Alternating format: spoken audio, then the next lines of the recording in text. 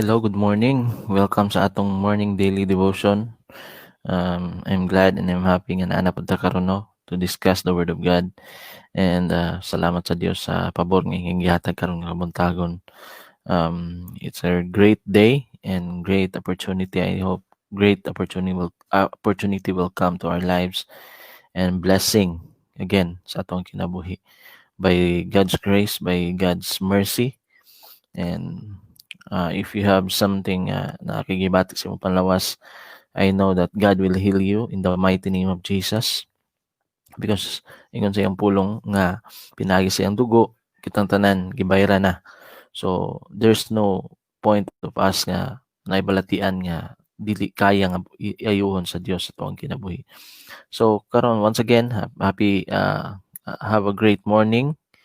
So salamat sa Dios nga naata karon. And before ta mag-start, let us pray and let us consider God sa tuwang kinabuhi. Heavenly Father, we thank you, Lord Jesus, for this great morning, O God, nga gihatag ka namo. We are always happy, O God, to discuss your word, discuss how great you are sa mga kinabuhi, Ginoo. We thank you, Lord Jesus, for this morning that you will continue to manifest and bless us, O God, by your word, Lord Jesus, because your word will be our blessing, O God. Ano among nadawatan, Ginoo, nga amo Ginoong ma-overcome tanan Ginoong pagsulay sa among kinabuhi. We thank you, Lord Jesus, for everything. In the mighty name of Jesus we pray. Amen. So good morning once again. Have a great morning. And let us remember kung sa kamaayo ang Dios. But before that, karon nga adlaw is our Independence Day, no? We are dependent. Naay mga tao nga nagsakripisyo silang kinabuhi para ta mahimong dependent, no? So salamat sa Dios ni ana. And they are used, ang Pilipinas is nahimo siyang free, nahimong gawas nun sa mga colonizer, especially sa unang panahon. So kanang atong i-remember kung sa kamayang Dios sa atong kinabuhi. Nga nahimo tang gawas nun karon nga time. Gawas nun ta nga muwali, gawas nun ta nga maminaw sa pulong sa Dios, gawas nun ta mag-abli sa mga Biblia, gawas nun ta nga musulti sa kamatuoran. Walay nagapugong sa tuwa. So salamat sa Dios ni ana, no? And to discuss karon is about dependent. So Philippine Independence Day karon, and ingon diri sa Wikipedia, ingon diri Philippine araw ng kasarinlan, also known as araw ng kalayaan, Day of Freedom, is an annual national holiday in the Philippines observed on June 12, commemorating the declaration of the Philippine independence from Spain in 1898. So 1898. So wala nga nag-remember sa ato nga atong i-remember nga nahimo tang independent, no, country sa Spain kaniadto. So this is the time atong i-discuss karon is about freedom, no? Sa una sa Pilipinas nahimong gawas nun sa mga bayani or sa mga tao nga nangusog, mahimo tang gawas nun. Na-achieve nato to pinaagi sa tabang. Di ko mo to nga pinaagi lang to sa kusog o sa pagpaningkamot sa katao, kundi pinaagi to sa tabang sa Dios. Amen. And there is one thing nga naghatag ka natog remembrance, tong kagawasan nga gihatag ni Ginoong Hesus para kanatong tanan. And let us discuss about the freedom, or ingon diri Jesus free us, no? Walay tao, walay bisan kinsa nga nagpahimo kanatong gawas nun. Gawas kang Ginoong Hesus. And I hope so nga kitang tanan natong naobserbahan, atong nakita kung unsa ang paghimo sa Dios kanatong gawas nun kaniadto. hantud karon. Amen. Gawas nun ta sa tanan klase nga balatian, gawas nun ta sa tanang klase sa gapos ni Satanas pinaagi sa sala, and we will discuss about it. Ingon si atong tema karon is Jesus free us. So si Jesus mao ang pinakadako or pinakadako nga panalangin kanato, no? Nahimo tang gawas nun pinaagi kaniya, nahimo tang gawas nun pinaagi sa gahom sa Dios, o pinaagi sa iyang kamatayon diya sa krus. Ug mao nay pinakadako nga panalangin nga atong nadawatan. And mao na ato i-discuss karon. Ingon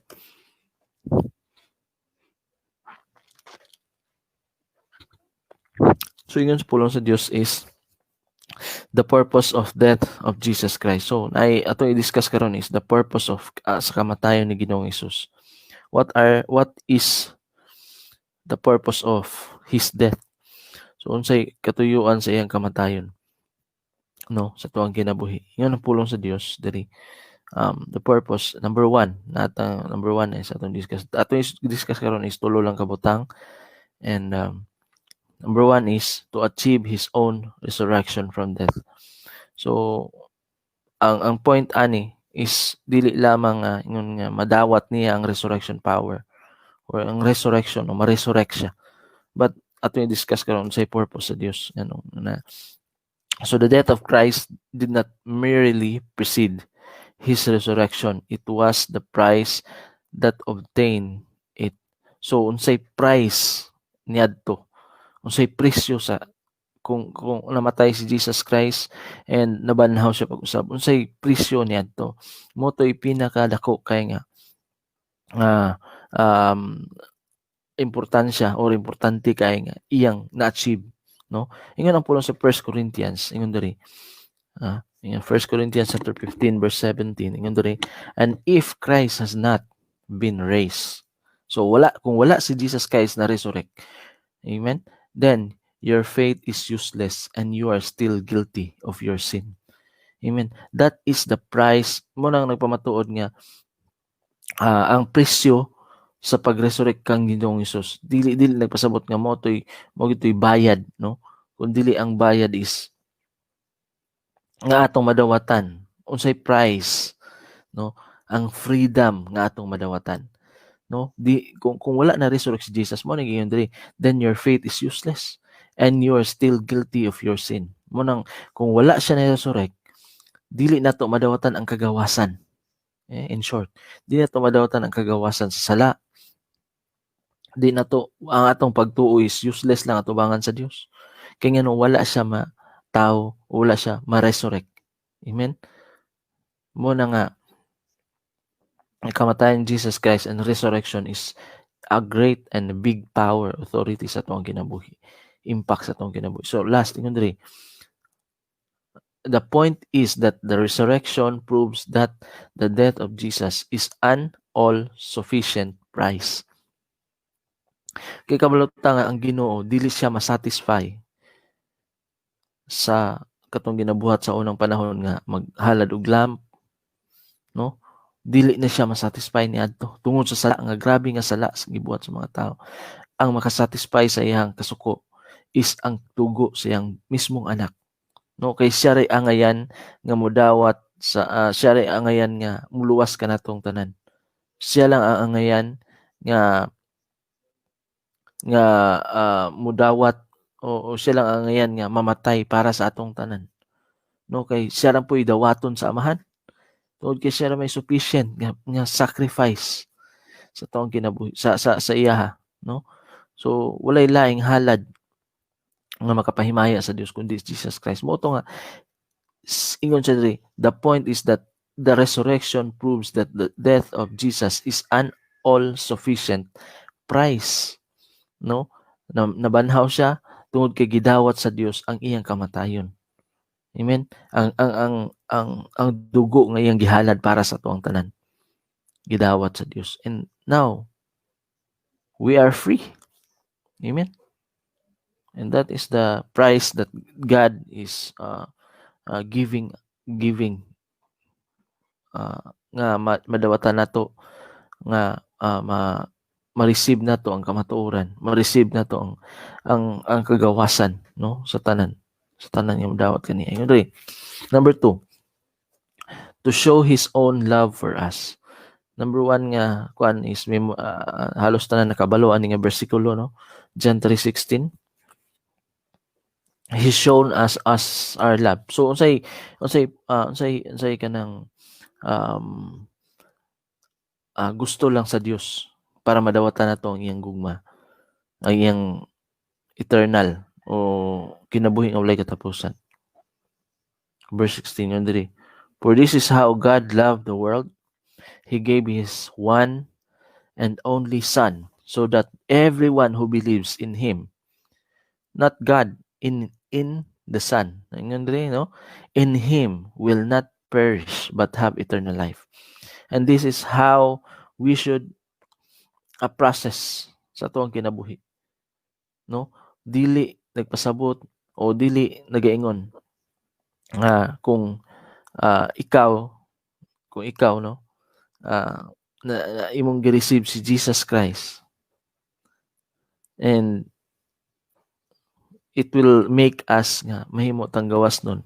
And ingon diri, anyone who believes in Him will not perish.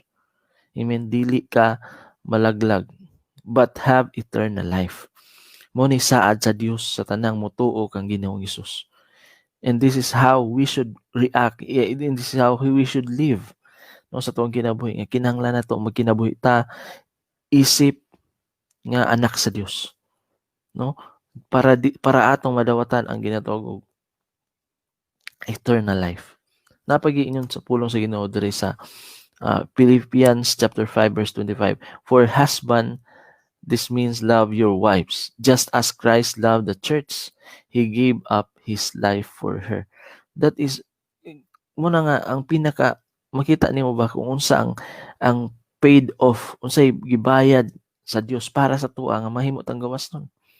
He gave up His life for us to be free. Amen? Para ta mahimong gawas nun. Ingon pa diri, napigid. Ingon pa diri sa Matthew 20 verse 28. For even the Son of Man came not to be served, but to serve others and to give His life as a ransom for many. Amen? So, sufficient kaayo ang kamatayon ni Jesus Christ. Sufficient kaayo ang sakripisyo ni Jesus Christ para sa Amahan. Amen? Mo ni makita nimo nga kanami tong satisfied ang Amahan. No, satisfied siya nga nga ihatag kanato ang kagawasan. No? Satisfied siya nga gibayran ang atong mga sala pinaagi kang Jesus Christ. No? Ingon sa diri, akong balik ko na, for even the Son of Man came not to be served, but to serve others and to give His life as a ransom for many. Amen? Ransom para sa tuang tanan. Iyang gihatag iyang kinabuhi para bayran tang tanan. And this is how God freed us. Amen? Sa tanan nga klase mo ni klase 2,000 years ago. No, Jesus died on the cross and He gave us His life for us to be free. Amen. 2,000 years ago.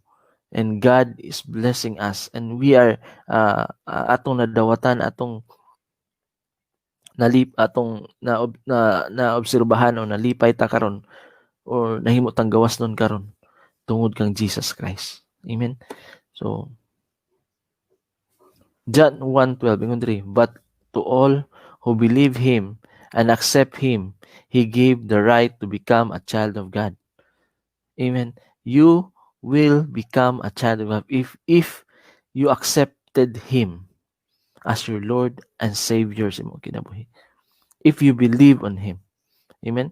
Ingon diri akong balikon, but to all who believes in Him and accepted Him, He gave the right to become child of God. You have a right now. If you believe in God, if you accept Him as your Lord and Savior, He give you the right to become a child of God. And munay, kung ikaw anak sa Dios, you have great favor sa imong kinabuhi. Amen? You have a great favor. Muna ang Dios anaagid sa tuwang kinahanglan nga nagsunod gid ta sa kabuhaton sa Dios, especially karon nga time. Hallelujah. Number 3, to give us eternal life. So, the purpose of the death of Jesus Christ is to give us an eternal life.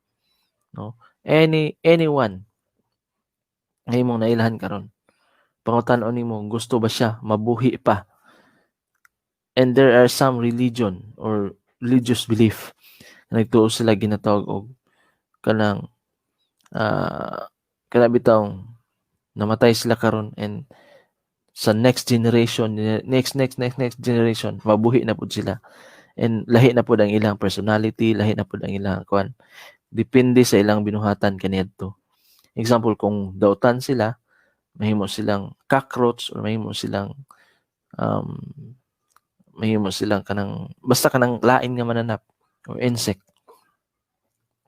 Kung buutan pud sila, mahimo silang baka, tanan nga mga importante nga mga mananap. And diyan na makita nga that is not the reality of life. No? Ingon diri, to give us eternal life. That means kung naa ka kang Kristo, you will have this kind of life, eternal. Amen. Atong discuss na ingon diri sa Ecclesiastes 3:11.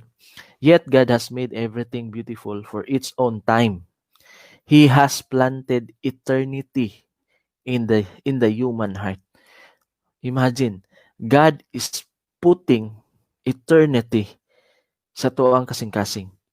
But even so, people cannot see the whole scope of God's work from beginning to end.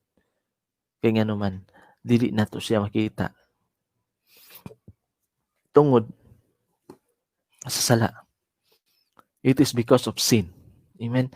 That is why God tells us this message.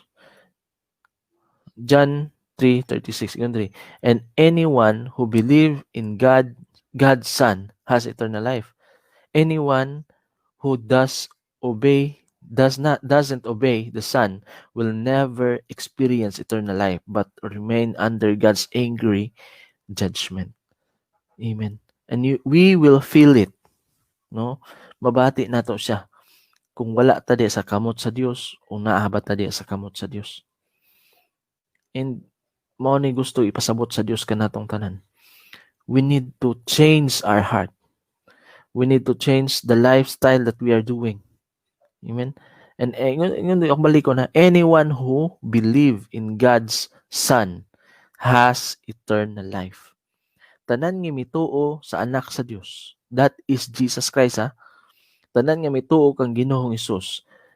Anyone who does not makabaton o kinabuhing walay katapusan, but anyone who doesn't obey the Son will never experience eternal life but remain under God's angry judgment. And this is how life continue, no? Magpadayon sa tuwang kinabuhi if we don't obey or we don't follow Jesus Christ. No? Katong mga nituo kang Jesus Christ makabaton og eternal life. And that is proven, no? Proven na siya sa pulong sa Dios. So, Matthew 25 verse 46. Ingon diri, and they will go away into eternal punishment, but the righteous will go into eternal life. Amen. Anything na wala na bilong sa Ginoo, eternal punishment ang mahiaguman, but the righteous will go eternal life. And this is how it works sa tuwang kinabuhi karon, especially karon nga time. We need to remain in God's hand. We need to remain faithful sa iya, especially sa tuwang tanan nga ginabuhat. Kay siya lang ang naay authority o gahom nga maghatag kanatong kagawasan. Okay? Amen? and make us pure tubangan sa Dios. No, kitang tanan mo atubang sa hukom. No one will be exempted. Kitang tanan. Even those people before, ahead of us, moatubang sa hukom sa Dios. Ingon ang pulong sa Dios, hukman sa Dios ang tanan nga nagbuhat og maayo ug nagbuhat og dautan. If they are doing good things, God will judge them. If they are doing bad things, God will judge them. Amen. And He is a great judge sa tuong kinabuhi. Amen. Muna nga, if napatay time karon, we must change. No? We must change to be freed from the power of sin. No, tanan nga mga tao, kabalo ko independence karon. We are free to do things diri sa Pilipinas, especially sa Pilipinas. No? Tungod sa tungod sa gawas ng atong na-receive, daghan kay mga tao karon nga grabe kabadlongon because they know their rights. The right. Amen. Their rights. But if that freedom, no, nga ilang na inherit, no, is dili nila ampingan, naagi ginatawag og end gyapon sa ato ang tanan nga kagawasan. Yeah. Ingon, dili lang nimo makita daan. Ang kalibutan is naghatag og gawasan para mahimo tang gawason sa tanan natong pagkabuhaton. But Jesus make us free for us to have eternal life. Mo nay kalahian. No? Mo nay kalahian. Ang kalibutan is naghatag kagawasan para ma-achieve nato tanan natong gusto. No? Pero ang si Jesus Christ is naghatag kanatog ginatawag og kinabuhi nga walay katapusan sa matag usa kanato. Mo nay iyahang saad sa tuang tanan. And mo nay dapat natong pasalamatan at tubangan sa Dios. Amen. Mo nay atong dapat pasalamatan at tubangan sa Dios. So, last verse, ingon diri, 1 Corinthians chapter 2 verse 9, ingon diri, that is what the scriptures mean when they say, no eye has seen, no ear has heard, and no mind has imagined what God has prepared for those who love Him. No, unexplainable. Ang tanan nga atong ma-achieve, ang tanan nga ihatag sa Dios kanato, wala nato ma-imagine o dili nato ma-imagine nganong naiunani nga butang, nganong unani nga experience nga atong ma-experience. We can't imagine kung unsa ang pagpanalangin sa Dios at kanato sa dihang maabot na siya o moabot ang final judgment sa atong kinabuhi. No? Muna proven nga gisulti ni Apostle Paul. That ingon akong balikon pag-usab. That is what the scripture means when they say, no eye has seen, no ears has heard, and no mind has imagined what God has prepared for those who love Him. Amen. Kung imo imagineon ang langit lang daan. Wala pa'y tao nga nakaadto sa langit. That is why si Satanas naningkamot siya nga mahimo tang piniriso sa sala. Kay kabalo siya kung unsa kanindot ang langit. And dili siya gusto nga makaadto ta didto. Amen. Ang gusto niya is diri lang ta sa uban kaniya. No? Muna nga naningkamot siya, munang ingon sa Dios. Muna klaro giingon ni Jesus Christ. O giingon ni Apostle Paul nga gisulat niya pinaagi sa Ginoong Hesus. No eyes has seen, no ears has heard, and no mind has imagined what God has prepared for those who love Him. Amen. And this thing is atong kinahanglan imaginon kanunay. O atong i-remember kanunay, no? Nga ang kagawasan nagikan diha kang Ginoong Hesus. If you're not receiving Jesus Christ, you are not free from the bondage of sin and any kinds of circumstances imong kinabuhi. We need to be free. Amen? Kinahanglan ta mahimong gawas nun. Especially karon nga time, wala ta kabalo kung unsay mahitabo sa tong kinabuhi. For those people nga nasa front line or nasa mga sa ilang trabaho or police, sundalo, tanan ng mga doctors, they must prepare their lives to receive this eternal life. Amen. Kaya nga wala ta kabalo kung kano sa takwaon sa Dios. Amen. We need to change anything sa atong kinabuhi para mas masabtan nato kung sa grasya ug gugma sa Dios sa atong kinabuhi. Amen. So kato lang ang Ginoo magapanalangin.